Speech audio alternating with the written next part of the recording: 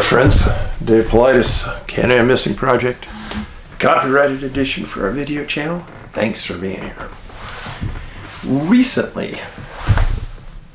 Just recently, back from MUFON conference in Covington, Kentucky.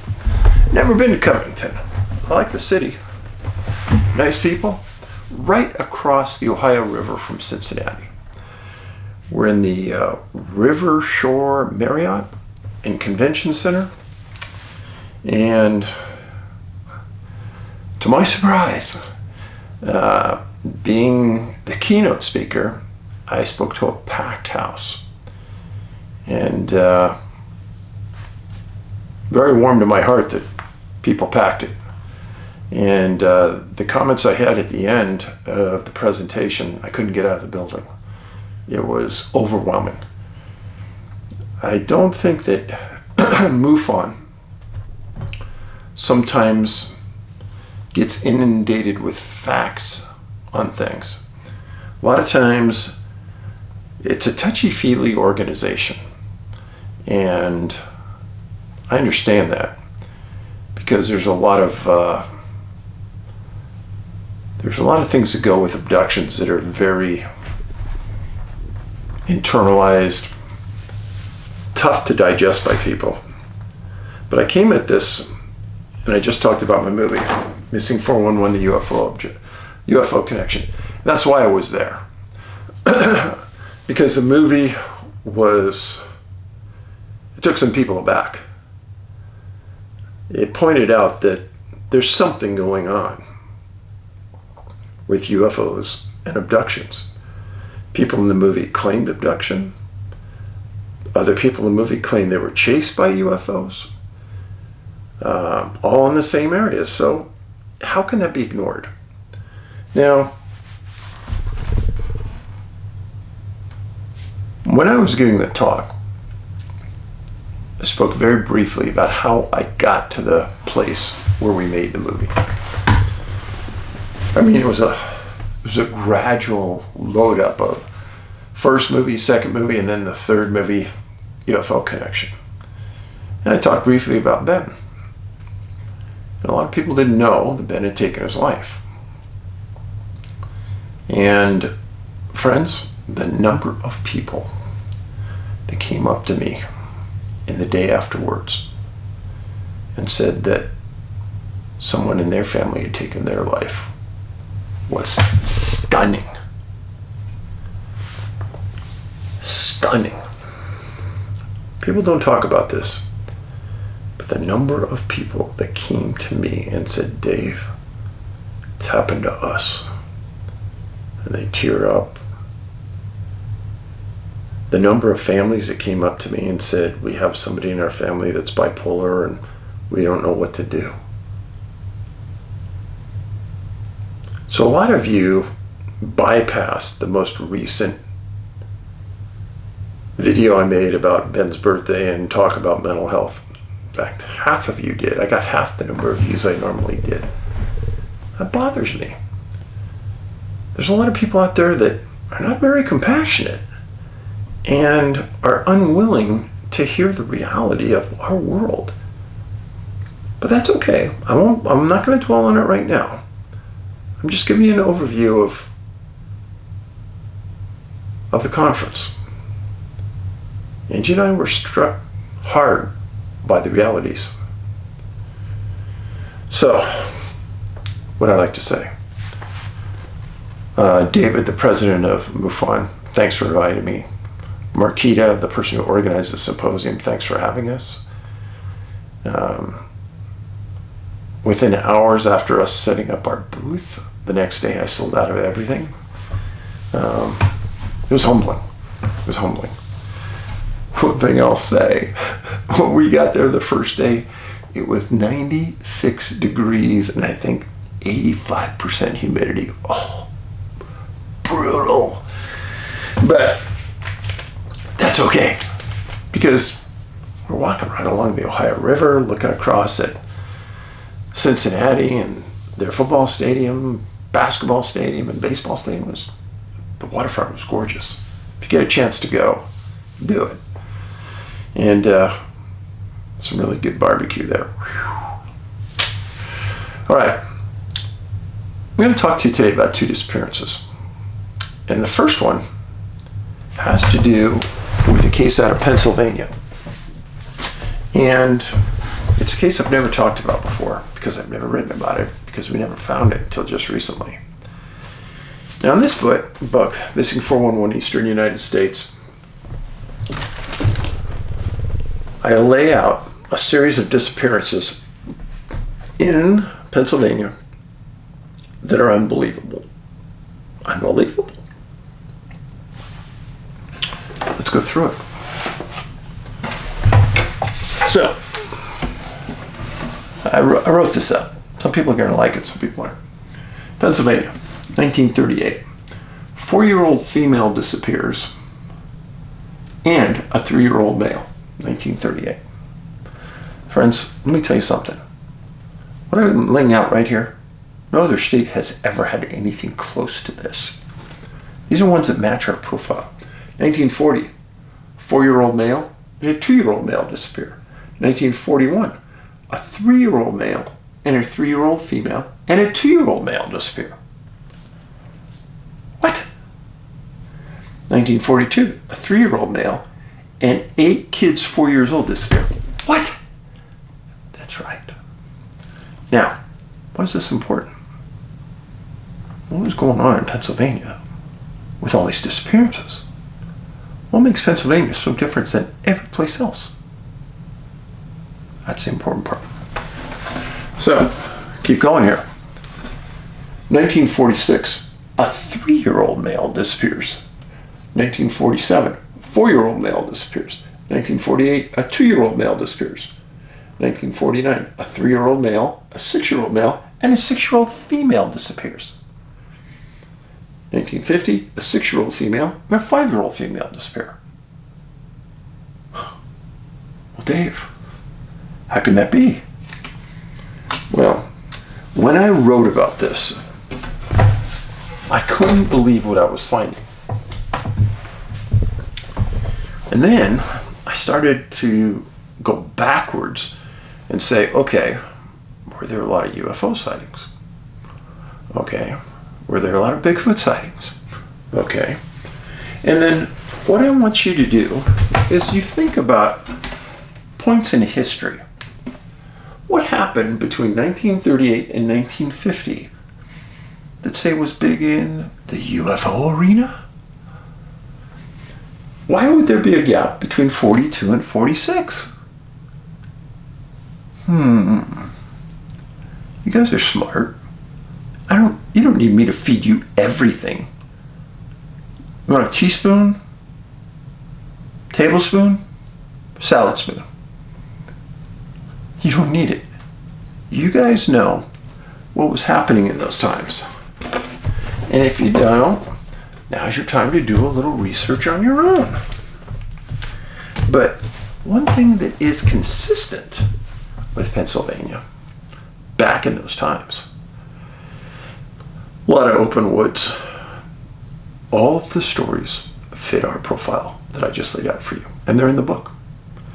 Now this one was not in the book. His name was Jerome Coonan. He was 2 years old. He went missing April 29th, 1937. Dave, that was the year before you started that graph. That's right. Now you can add this one to the list. This is in Schuylkill County, Pennsylvania, in a small city called Tamaqua. Yeah, I said that right, Tamaqua. So, here's Allentown, Pennsylvania, Nazareth, Pennsylvania. The search zone was right around Tamaqua and Lansford. And then down here is Reading, Pennsylvania. You know, even today when you drive through these different towns, there's a lot of open area, a lot of woods. Well, you need to pay attention to this because it's important. Very important. So, Jerome, 2 years old. His parents, Jerry and Mary Coonan. Jerry worked in the coal mines. Mary was a mill worker. His parents worked during the day, and Jerome stayed with his grandparents, Mr. and Mrs. James Berry, the wife's grandparents. If you've been a follower of our work, you will know that many times these disappearances happen when the grandparents are watching. Does the entity believe, okay, the parents gave away the child? Well, these aren't the parents. Is the child not wanted? I don't know. Well, the grandparents lived across the street from the woods and a hillside. And the grandmother was with Jerome till 5 o'clock on April 29th, 1937. Well, she went inside momentarily to get him a cap. And she wasn't gone very long. She returned minutes later and he was gone. Let's stop for a second. Grandma goes in the house to get something, comes right back. Not very long, right? And if Jerome knew she was getting a cab, which he did, wouldn't go anywhere, wait for Grandma to come back. So was something, someone, or something waiting, watching, and waited for Grandma to leave and then took him? I don't know. Well, Charles Jeffrey, another coal miner, unrelated to the family, was coming home from the coal mine that night.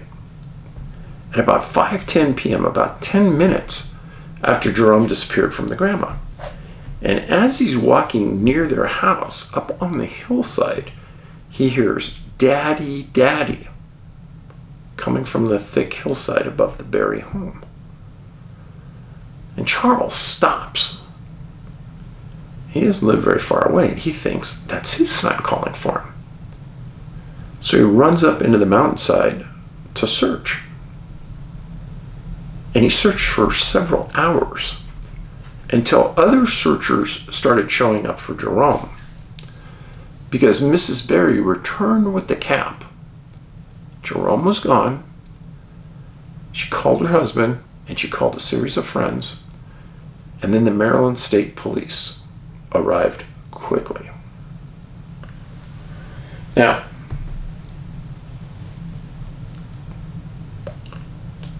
why did I talk to you about Pennsylvania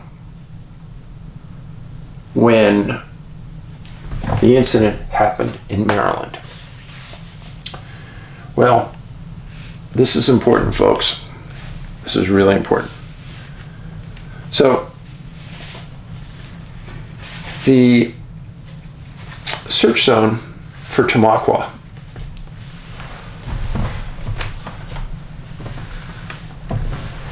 was very big. And this happened just north of Maryland. The next case I'm going to talk to you about is a stunning case that happened in Maryland. And it's one of those weird cases where the states joined each other. And even though Maryland, this next incident I'm going to talk to you about, just a few miles south of Pennsylvania, I consider them all related. Pennsylvania, Maryland, well, what does a boundary mean? They're all related. So, Mrs. Berry returns. She calls the Pennsylvania State Police. Mr. Coonan arrives home from work. They start searching the area. Coal miners, Pennsylvania Highway Patrol, the barracks there, they all respond to the Berry home. Charles Jeffrey comes out of the woods and they think, "What are you doing up there?" And he explains it. And the timing all made sense because Mrs. Berry had explained what time she lost her son, her grandson. Well, that afternoon they had about 100 searchers on the same hill that had been searched already. They scoured the mountainside. And the next day, 300 searchers showed up. And they said that there were some open coal wells that were drained to water. The Schuylkill River and some creeks were within 1,000 yards, and they were searched and dragged, but nobody thought he went there. There was a 5-day search for Jerome. The police got very confused about how fast Jerome vanished. He's only 2 years old. How fast can he move? Some thought kidnapping, but there was a small city. No cars were heard. They posted a $500 reward, and the case got national updates annually for 10 years. Never anything new happened. Now I'm going to tell you something. If anybody remembers, I told you to watch our special called Vanished. It's on Amazon. It was a 2-hour special I did for the History Channel, and it dealt with the portal theory, multi-dimensions, crossing over, crossing into, and then being trapped and calling out for help, and not being seen, but being heard. In a case out of Mesa Verde National Park named Dale Staling, a newspaper reporter was walking the trail the day after he disappeared and heard someone calling for help. She runs in, tells the search and rescue supervisor she didn't even know anybody was missing. She said that he and this park superintendent turned white because they said somebody heard someone calling for help at that location yesterday. And we searched it for 12 hours and found nothing. They went back again, searched it for another 12 hours, found nothing. So people hearing things like this doesn't surprise me. Because imagine if Charles Jeffrey heard a little boy calling for help on that mountain that was 2 years old. How could he have not found the little boy? How could the little boy have gotten out of there that quick? I don't believe that's possible. Unless something unusual, paranormal, otherworldly happened. Now, I showed you the number of people that have disappeared from that Pennsylvania area. It's a stunning number. And I consistently ask myself, what is it about PA that can justify those numbers? It's not that it's remote or more remote than other areas, because there's all kinds of states back in that time frame were remote.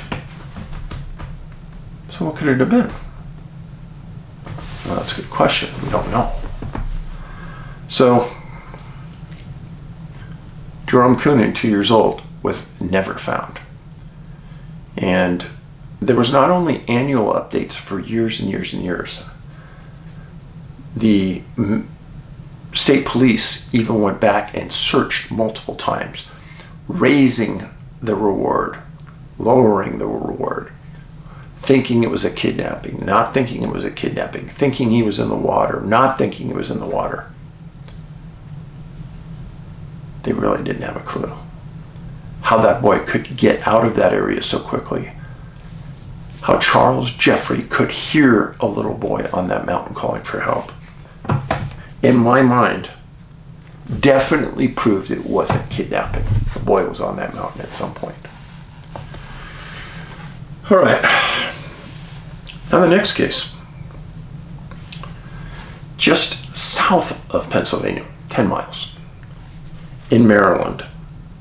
And let me tell you, we have very, very few cases in Maryland.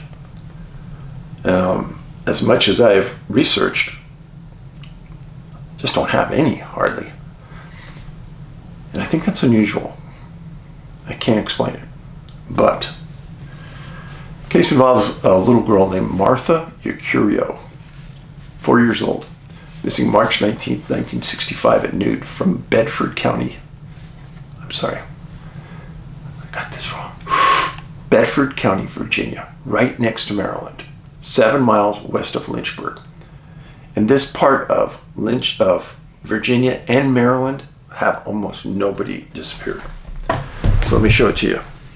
This is the area, Lynchburg. Pennsylvania's right up here. Maryland's right nearby. So this Maryland, Pennsylvania, Virginia connection was pretty strong. Family lived in Bedford County, 7 miles west of Lynchburg, in a place called Walnut Hollow Road, in a small city called Boonesboro. And guess what? Martha lived with her grandparents. Another grandparents case. Mr. and Mrs. James Casey. And where were her parents? In Washington, D.C. That is odd. The quote from the grandparents was, Martha apparently wandered from her rural grandparents' home. It was very cold outside. It snowed about 2 inches right after she disappeared. And there was 2 inches on the ground 12 hours after she was missing. Mr. and Mrs. Casey called the police, and there was an organized search.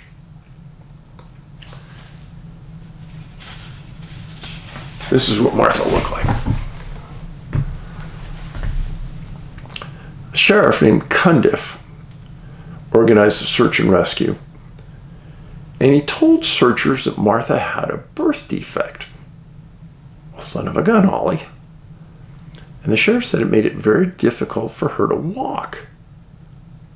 Well, now, if you follow my work, that falls in line as well.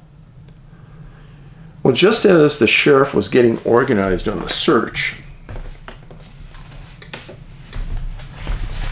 let me show you, here's the state line right here. There's Lynchburg.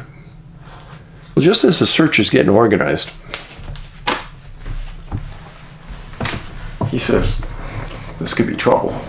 He calls the governor and he requests the National Guard. Now that is a proactive sheriff that I admire. He had several canine teams that responded from throughout the state. City people, police, fire, and students all responded. And over that first weekend, 2,000 people searched the area. 3 days of searching, bad weather, rain, snow. They found nothing, but after 3 days, everyone was frozen. And they stopped. And the sheriff said, let's the weather calm down. And the sheriff believed that after that point, Martha would be deceased anyhow, so they could hold off on searching. April 4th, search and rescue had 500 people for 1 day. Sheriff made a comment in the news that says, I don't see how we could have missed her. But he said, 1 more day, we're going to search. And the sheriff got 2,000 people that next day. And at the beginning of that next day, late in the day, 1/2 mile from the grandparents' cabin, in a creek that had 2 inches of water in it, James Henry and Osby Fitzgerald were leading a group of searchers, 50 of them, up this small creek and adjoining bank. And they come across the body of a small girl face down in water, in an area that had been previously searched dozens of times. The creek had barely any water in it, just a trickle. Well, it was Martha. And I can tell you that searchers were stunned and deeply depressed. During the searches, the mother had come home with her new husband. Her previous husband had died years ago. She had remarried, and they never said what she was doing in Washington, D.C., but she was there. So on April 5th, the coroner took the body for autopsy and reported to the news the result was inconclusive, but they didn't believe there was foul play. How could you have an inconclusive cause of death and yet adamantly say that there's no foul play? That bothers me. And an inconclusive verdict, face down, females are found face up. April 6th, the coroner gives an update. Dr. Miles Bouton. Here was the quote. Death appears to have been by exposure and drowning. What? Exposure and drowning. Okay, let's talk about exposure. Martha had been gone from her house just an hour or two. And there were hundreds of people in those woods within a half mile of her house calling her name. She could not have not heard them. She had to have heard them. So she's found face down in a creek. Yeah, it's true, people can die in a very small amount of water. No doubt. But when you lay down in water, you just don't lay down and die. You get up. You roll over. People fight for their lives. They stated that there was no violence to the body. So if there's no violence to the body, then Martha didn't fall, hit her head, knock herself out. Then she could have drowned, breathing in water. That isn't what happened. No violence to the body. No bruising to the body. No explanation how the body was missed multiple times. Makes no sense. So, Martha's found in a body of water. She's a female, she's found face down. She has a birth defect that she couldn't have walked far. And she didn't walk far. She was only a half mile away in water, in an area previously searched. And the exposure comment, understandable if she would have had time to die. But there were so many people in the field right after she disappeared that doesn't make sense either. And the inconclusive verdict, which was first stated by the coroner, makes a lot of sense because a lot of these cases have that. But coroners get phenomenal pressure to make a statement about the cause.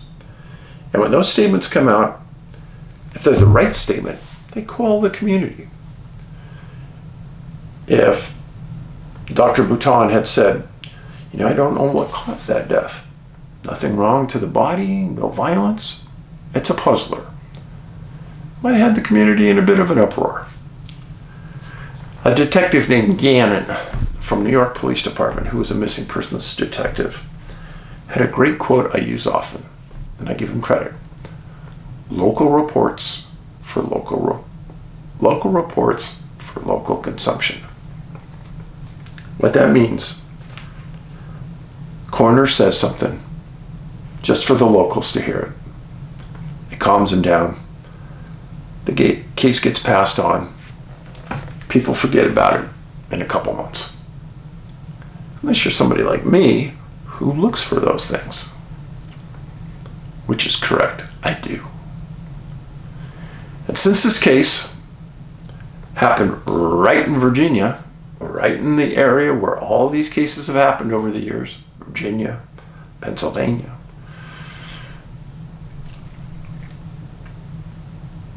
something's going on, folks. Something very unusual. Why grandparents? Some people would say, the grandparents don't watch them very well. I don't believe that's the issue. There's something else. I know my grandparents hovered over me like a bee. And I know when I had kids, my mom and dad hovered over our kids like a bee. So I don't believe that part of it. There's something else going on that I just don't quite get. But Martha Yacurio, Bedford County, Virginia, 4 years old, found a half-mile away, deceased. Final verdict, drowning and exposure. Jerome Coonan, missing, Tamaqua, Pennsylvania. Schuylkill County, never found, 1937. Jerome starts the procession of kids missing in that state and continues on. I would really like to know what the answer is to why so many kids disappeared in that state. Well, don't forget, MontanaCon coming. Yes, it's coming. We have tickets for October 8th. Here's the QR code.